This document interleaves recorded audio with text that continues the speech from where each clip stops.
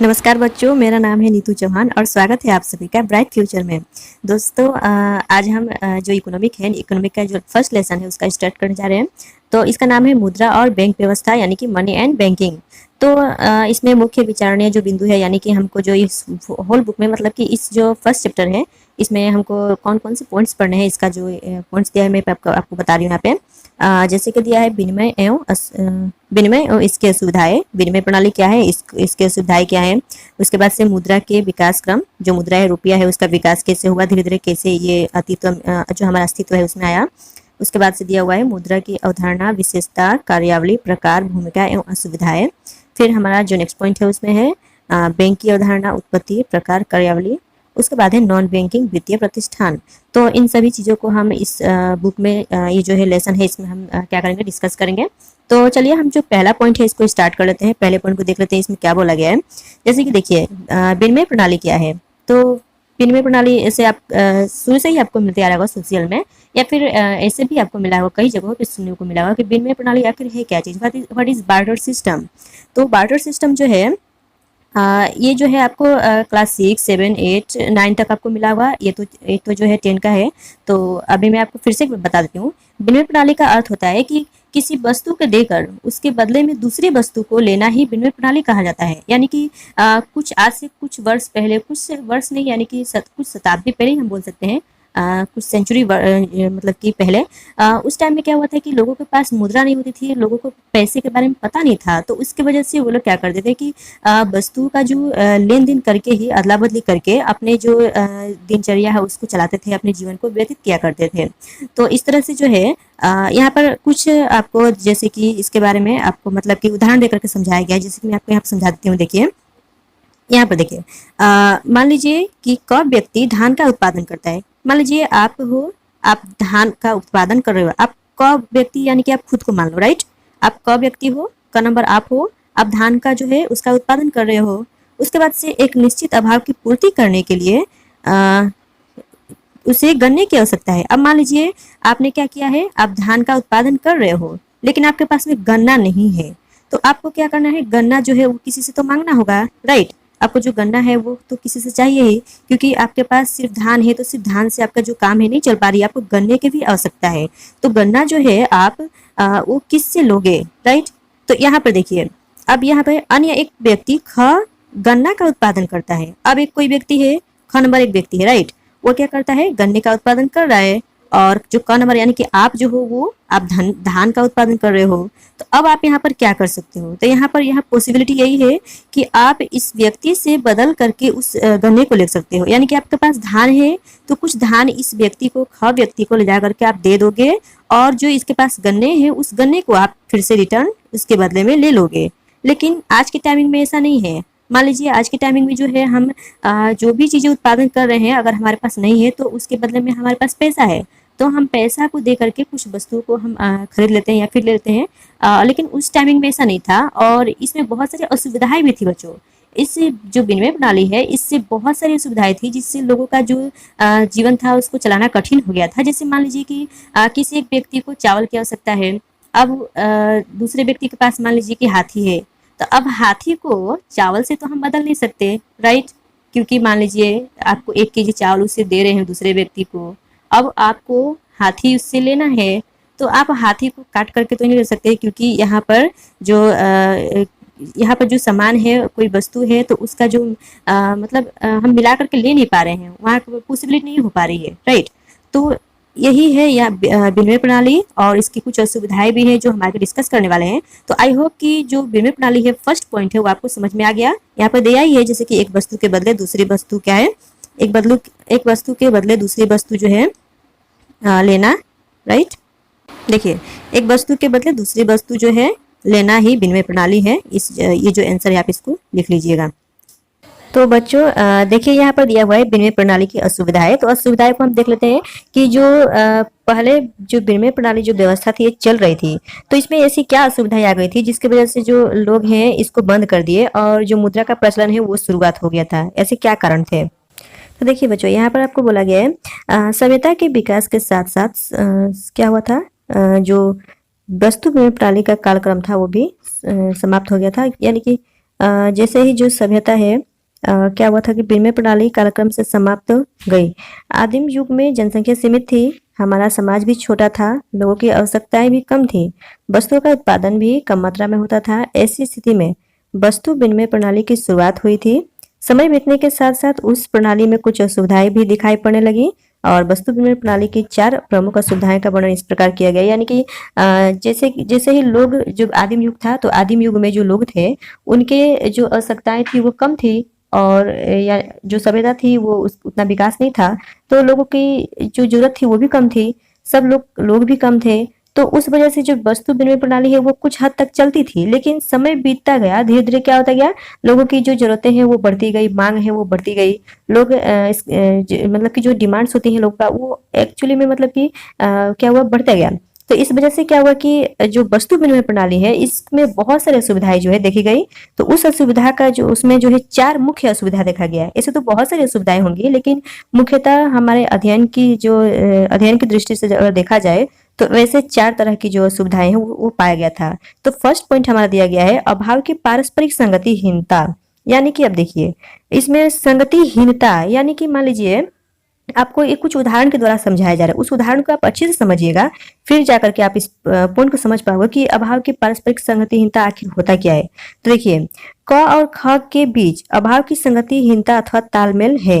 इस तालमेल को हम 2 प्रकार से प्रकट कर सकते हैं। पहला, क धान का उत्पादन करता है और उसे गन्ने की आवश्यकता होती है। जैसे कि हम पहले पॉइंट में देख करके आए थे कि जो पहला व्यक्ति है उसे जो पहला क व्यक्ति था वो क्या कर रहा था, धान का उत्पादन कर रहा था, और जो दूसरा व्यक्ति था ख नंबर वो गन्ने का उत्पादन कर रहा था।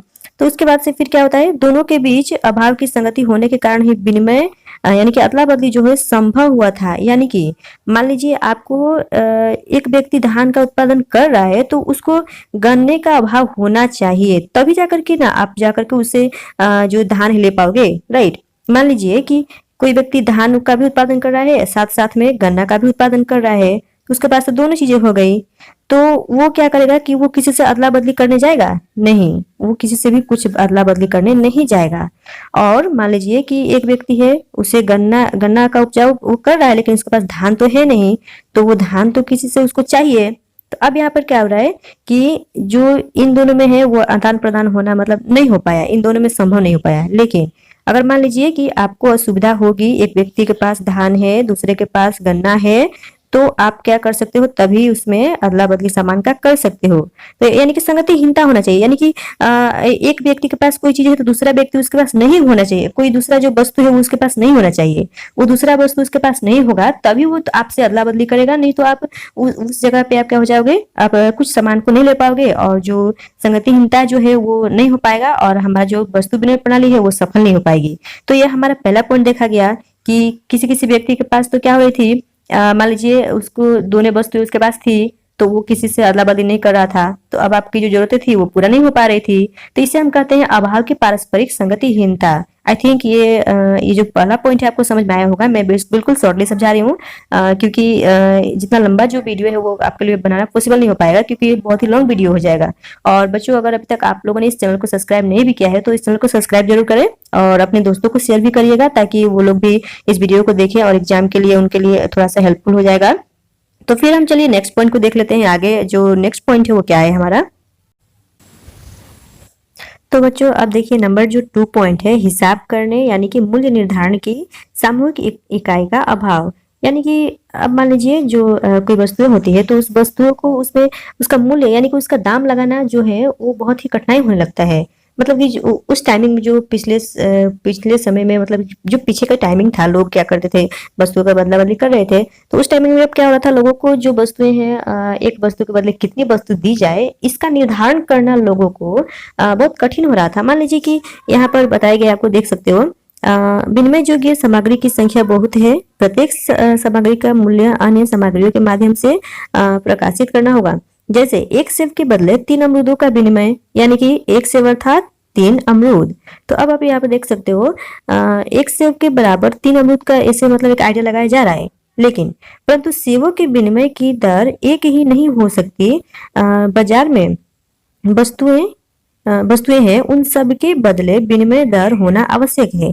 यानी कि मान लीजिए हम एक जो सेब है कोई एक सेव है तो उसका जो वो थोड़ी अलग क्वालिटी की है, फिर एक जो सेव है वो अलग क्वालिटी की है। तो अब इस सेव के बदले हम 3 अमरूद दें या 4 अमरूद दें, ये भी मतलब कि इसको मतलब निर्धारण करना असुविधा हो सकती है। फिर ये जो सेव है ये कुछ अलग क्वालिटी की है, तो अब इसका जो है मान लीजिए कितना अमरूद दिया जाए या फिर कितना कोई वस्तु दिया जाए तो ये सेव मिलेगी। हमें इस चीज का निर्धारण करना बहुत कठिनाई हो रहा था, यानी कि कोई वस्तु को उसका मूल्य निर्धारण करना, उसके एक दाम को लगा पाना लोगों के लिए बहुत कठिन हो रहा था। तो ये थी हमारे हिसाब करने यानी कि मूल्य निर्धारण की सामूहिक इकाइयों का अभाव। तो मैं आपको बच्चों में लाइन बाय लाइन रीडिंग नहीं करूंगी क्योंकि रीडिंग करना इतना पॉसिबल नहीं है। आप इसको रीडिंग करना, राइट। और रीडिंग करने के बाद से आपको अगर फिर से नहीं समझ में आती है चीजें तो आप मुझसे कमेंट में पूछ सकते हो, या फिर जो ग्रुप है हमारा उस ग्रुप में भी पूछ सकते हो, या फिर जो बच्चे ग्रुप में नहीं है तो आप कमेंट में पूछ सकते हैं, राइट। तो मैं आपको जो आंसर है उसको मैं जरूर आपका आंसर लिखूंगी और उसके बाद से बताइए। देखिए बच्चों, अब हम चलते हैं जो 3 नंबर पॉइंट है। 3 कौन सा है हमारा? विभाजन की असुविधा। जो 3 नंबर असुविधा है विनिमय प्रणाली की वो है विभाजन की असुविधा। तो विभाजन की असुविधा में हम देख लेते हैं कि क्या बताया गया है। कुछ ऐसी वस्तुओं से विनिमय व्यवस्था में बाधा होती है, जैसे हाथी के बदले 1 किलोग्राम चावल चाहिए। अब देखिए बच्चों, मैंने आपको इसका एक उदाहरण पहले ही दिया था कि मान लीजिए एक हाथी है और उसके बदले में 1 किलोग्राम चावल दे पाना, तो अब यहाँ पर कहाँ से ये संगत हो रही है बच्चों, कहाँ यहाँ पर मिलाप हो रहा है। देखिए, आप 1 किलो चावल किसी को दोगे और बोलोगे कि ये आपका जो हाथी आप मुझे मतलब कि बदले में दे दीजिए, तो कोई व्यक्ति मान लीजिए इस हाथी को देना चाहेगा? नहीं, कभी भी नहीं देना चाहेगा, क्योंकि आप इतना कम अमाउंट पे, इतना कम जो छोटा सा रकम है उसे दे रहे हो, छोटी सी चीज उसे दे रहे हो, तो कोई भी बड़ी चीजें आपको नहीं लौटाएंगे, राइट। तो अब आप चलिए आगे देख लेते हैं हम। अब 1 किलोग्राम चावल और एक हाथी का मूल्य एक नहीं हो सकता, और हाथी को हम टुकड़ों में विभाजित नहीं कर सकते, यानी कि अब हम तो यहाँ पर बांट भी तो नहीं सकते ना। कोई कोई वस्तु होती है जिसे हम बांट करके तो दे नहीं सकते। जैसे मान लीजिए चावल था तो चावल को हम थोड़ी थोड़ी बांट करके दे सकते थे, लेकिन यहाँ पर तो हाथी है, एक जंतु है, एक जानवर है, उसे हम काट तो नहीं सकते, राइट। उसे हम टुकड़ों में विभाजित नहीं कर सकते। तो अब हम वहां पर उससे क्या कर सकते हैं, उसे हम कैसे बदले में देंगे? तो ये भी हमारा एक असुविधा होने लगा था। आपको समझ में आ रहा है? फिर चलिए देखते हैं हम आगे और क्या इसमें। इसलिए मौद्रिक व्यवस्था में इस प्रकार की असुविधा दूर हुई, क्योंकि मुद्रा विभाजनीय होती है। हाँ, ये तो बात सही है। मान लो कि जो मुद्रा है वो विभाजनीय होती है। आपको 1 केजी चावल लेनी है, मान लीजिए 1 किलो आपको चावल ही लेनी है, तो 1 किलो चावल में आप क्या कर सकते हो, उसके बदले में जो एक मूल्य निर्धारण कर दिया गया है कि कितना आपको पैसा देना है, उस पैसा को दे करके आप 1 किलो चावल जो है आप ले सकते हो। लेकिन उस टाइमिंग में ऐसा नहीं था। फिर से देख लेते आगे हम आगे इसमें, जैसे कि जिस तरह अधिक मूल्य की वस्तुओं के लेन देन के लिए जितनी मुद्रा की दर या मात्रा निर्धारित है, उसी तरह सबसे कम मूल्य के लेन देन के लिए भी उतनी ही मुद्रा की मात्रा या दर निर्धारित है। उसी तरह सबसे कम मूल्य के लेन देन के लिए भी उतनी ही मुद्रा की मात्रा या दर निर्धारित है। यानी कि देखिए नीचे, 1000 रुपए की कागजी नोट को 500, 100, 50, 20, 10 और 5 रुपए के नोट में तथा 5, 2, 1 रुपया और 50 पैसे के खुचरा के रूप में बदला जा सकता है। देखिए, मान लीजिए आपके पास में यहाँ पर क्या है, 1000 रुपए है, तो 1000 रुपए को आप इसको मतलब कि खुचरा करके इसका जो है चेंज करा करके आप क्या कर सकते हो, कुछ 500 में बदल के ले सकते हो, या फिर 100 में भी बदल सकते हो, 50 में भी आप बदल सकते हो। इस तरीके से आप क्या कर सकते हो, ये जो पैसे है उस पैसे को कई रूप में विभाजित कर सकते हो। इसे टुकड़े टुकड़े में आप कर सकते हो, फाड़ करके नहीं बच्चों, बस उसे चेंज करा करके, राइट। उसे चेंज करके आप क्या कर सकते हो, उसको जो कई भागों में बांट सकते हो। तो अब जो यहाँ पर ये रुपया है वो कई भागों में बट गई, तो आप 500 का आपको जो चाहिए वो ले सकते हो। फिर अगर मान लीजिए आपको 100 रुपीज का कुछ चाहिए तो आप ले सकते हो, 50 का कुछ चाहिए तो आप ले सकते हो। यानी कि हम क्या देखें, यहाँ पर मुद्रा जो है वो विभाजन के लायक है, उसमें उसको हम बांट सकते हैं टुकड़ों में। लेकिन वहीं पर विनिमय प्रणाली में देखा गया तो वो जो चीजें थी हम उसको बांट नहीं सकते थे। तो ये भी क्या हुई, हमारी विनिमय प्रणाली की असुविधा हुई, यानी कि विभाजन की असुविधा, राइट। ये हमारा 3 नंबर पॉइंट है। अब हम चलते हैं नंबर 4 पॉइंट की तरफ। 4 नंबर पॉइंट हमारा क्या है, देख लीजिए, मूल्य भंडार का अभाव। देखिए, अब हम जो है उसका जो वैल्यू है उसे भंडार करके नहीं रख सकते। देखिए, हम कुछ उदाहरण के द्वारा मैं आपको समझा देती हूँ। मूल्य कहने से वस्तुएं के मूल्य का बोध होता है। वस्तुएं अधिक दिनों तक नहीं टिक सकती। अब मान लीजिए आपको कोई चीजें हैं, उस वस्तु को आपको बहुत दिन तक रखना है, तो बहुत दिनों तक आप रखोगे कैसे? क्योंकि कोई कोई चीजें होती हैं जो खराब हो जाती है, नष्ट हो जाती हैं, तो अब उसको बहुत दिनों तक रख पाना हमारे लिए पॉसिबल नहीं हो पाता है। तो फिर देखिए आगे, जैसे कि मछली, दूध, अंडा इत्यादि वस्तुएं कुछ दिनों तक संचित नहीं रखी जा सकती। जैसे कि ये सब जो वस्तुएं हैं बच्चों, ये तो खराब होने वाली है, ये तो बहुत जल्दी ही नष्ट हो जाती है। तो इन वस्तुओं को हम बहुत दिनों तक तो संचित करके उसे भंडारित करके नहीं रख सकते। तो अब इसके बदले में अब हम करेंगे क्या? लेकिन जो पहले टाइमिंग में देखा जा रहा था, कुछ पहले जमाने में देखा जा रहा था कि लोग कुछ चीजों को संचित करके रखना चाहते थे तो वो चीजें खराब हो जाती थी। तो उनका जो पैसा था वहां पर जो चीज थी वो अब तो वैल्यूलेस हो गई, वो तो बेकार हो गई। तो आपके धन की जो धन थी वो तो नष्ट हो गई। लेकिन आज के समय में क्या है कि अगर आपके पास कोई वस्तु है तो आप उसे बेच सकते हो। बेचने के साथ साथ में उसके बदले में आपको पैसा मिल गया, तो वो जो पैसा है आप रख सकते हो और भविष्य में उस पैसे से आपको जो जो चीजें चाहिए आप खरीद करके ले सकते हो। लेकिन उस टाइमिंग में ऐसा नहीं था। हमें वस्तुएं हम रख लेते थे और सोचते थे कि उसके बदले में दूसरे वस्तु ले लेंगे, लेकिन ऐसा तो हो पा नहीं रहा था। तो इस वजह से देखा गया कि मूल्य का जो भंडार है, यानी कि जो वस्तुएं हैं उसे हम संचित करके उसे भंडारित करके नहीं रख सकते हैं। तो ये जो चीजें थी उसका जो वैल्यूलेस हो जाता था और नष्ट हो जाती थी। फिर से देखिए आगे फिर क्या बोला गया है। अधिक दिनों तक संचित रखने से ये वस्तु नष्ट हो जाती थी। फिर से क्या हुआ, विनिमय प्रणाली में वस्तु के रूप में मूल्य का संचय करना आवश्यक होता गया। मुद्रा ने इस अभाव को दूर कर दिया। फिर क्या हुआ, मौद्रिक व्यवस्था में सामग्री को संचित करने की आवश्यकता नहीं है, इन्हें मुद्रा के रूप में संचित किया जाता है। तो अब क्या हो रहा है, आजकल लोग पैसे के रूप में जो अपना वस्तु है उसको बेच देते हैं और उसके बदले में पैसे लेकर के अपने पैसे को ही क्या करते हैं, कहीं भी जहां भी आप चाहे रख सकते हैं, बैंक में या फिर कहीं भी। तो इस तरह से आपका जो चीजें हैं वो बच भी जाती है और लोगों का हेल्प भी हो जाता है।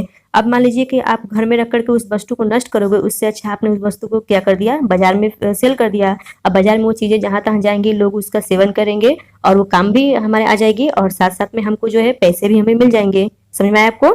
फिर देखिए जिससे नीचे और कुछ भी दे दिया है, देख लीजिए। मुद्रा फल मूल साग सब्जी की तरह नष्ट नहीं होती, यानी कि जो मुद्रा होती है वो इन इन चीजों की तरह नष्ट नहीं हो जाती है। फल मूल है हम रख देंगे नष्ट हो जाएंगी, साग सब्जियां है नष्ट हो जाएंगी, लेकिन जो मुद्रा है वो कभी नष्ट नहीं होगा, आप कितने भी समय तक रख सकते हो। फिर से देखिए आगे, कोई भी व्यक्ति मुद्रा को अपने पास न रखकर उसे बैंक में जमा रख सकता है। हाँ, ये भी बात सही है, आप जहाँ चाहें उसको बैंक में या फिर कहीं भी रख सकते हैं। फिर जरूरत होने पर इस प्रकार की संचित मुद्रा को आवश्यकता अनुसार वस्तुओं का संग्रह किया जा सकता है और इस प्रकार मुद्रा वस्तुओं के मूल्य का भंडार है। तो मान लीजिए कि इस तरह से वस्तु के बदले में हमने मुद्रा को पैसा जो है मुद्रा को हमने उसे बैंक में रख दिया, वो यानी कि उसको भंडार में एक तरह से कहा जाए तो भंडारित कर दिया, उसे रख दिया। तो यानी कि वस्तुएं के बदले में हमने वस्तु के जो वैल्यू है, उसका जो रुपया है, उसे हमने क्या कर दिया, उसे भंडारित कर दिया। यानी कि आपका जो सामान है वो बिक्री हो गया और उसका जो दाम था वो आपने रख लिया है, यानी कि आपका जो वस्तु है नष्ट भी नहीं हुआ। तो इसे ही मूल्य का भंडार का अभाव कहा जाता है। लेकिन मूल्य का जो भंडार का अभाव उस टाइमिंग में होता था, लेकिन अब नहीं हो रहा है। ये पीछे का बात हम पढ़ रहे हैं कि मुद्रा की जो व्यवस्था है, जो विनिमय प्रणाली की जो व्यवस्था है, उसमें इन सब चीजों का प्रॉब्लम होता था। लेकिन अब ये जो चीजें हैं बहुत कम हो गई हैं, ऐसा अब नहीं होता है। अब विनिमय प्रणाली जो है, आप हर साल जो है एक मेला लगती है, जोनबिल का मेला आपने सुना होगा, हमारे असम में नौगांव से थोड़ी आगे जाएंगे जागरूक साइड में, तो वहाँ पे जोनबिल का एक मेला आपने सुना होगा, प्रत्येक वर्ष लगती है। तो उस मेले में आप जाइए जरूर और वहाँ का जो चीजें हैं आप देख सकते हो। वहाँ पर क्या होती है कि वस्तु विनिमय प्रणाली देखा जाता है, कुछ चीजों को बदल करके आप ले सकते हो। ऐसा हमने मतलब ऐसा हमको मिला भी है, आपको पता भी है। बहुत सारे बच्चे गए भी होंगे और जो बच्चे नहीं गए वो आप जाकर के जरूर देखें उसे, राइट। तो चलिए बच्चों, अब जो नेक्स्ट पॉइंट है हम नेक्स्ट वीडियो में स्टार्ट करेंगे। और वीडियो देखने के लिए बहुत बहुत धन्यवाद बच्चों। और साथ ही साथ इस वीडियो को शेयर कीजिए अपने साथियों को और उसे लाइक भी कीजिए और शेयर भी कीजिए। ओके बच्चों, बहुत बहुत धन्यवाद।